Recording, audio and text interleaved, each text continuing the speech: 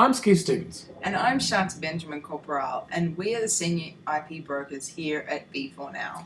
So this is an FAQ for those that are considering getting a small range. Now, there are three things to consider when you're getting a small range. Number one, the question is, do you actually need to buy a small range?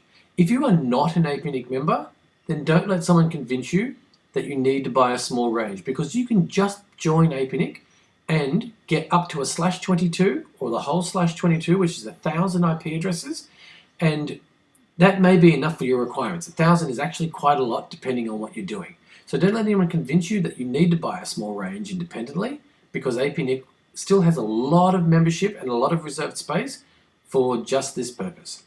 So number two, if you actually have exceeded your current maximum membership allocation, which is a /22, and you do need to buy something else, then think about how much you need. Now, if you only need a small amount and you're forecasting a bit and you don't need too much, then okay, buy a /24, 23, 22, whatever you need.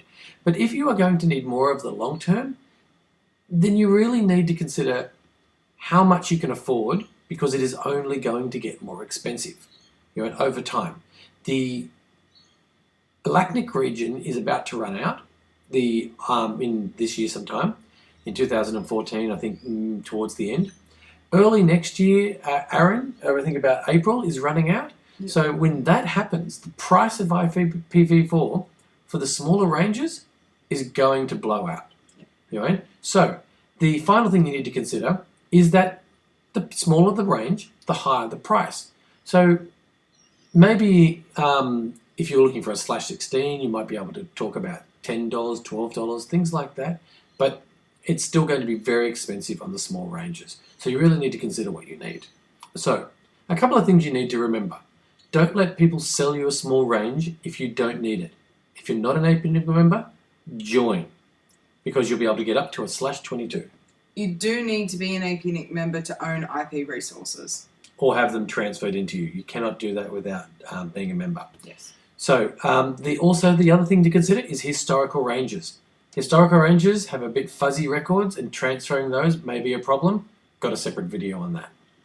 Leasing is also something you've got to avoid. We'll have a separate video on that as well that you'll be able to check out.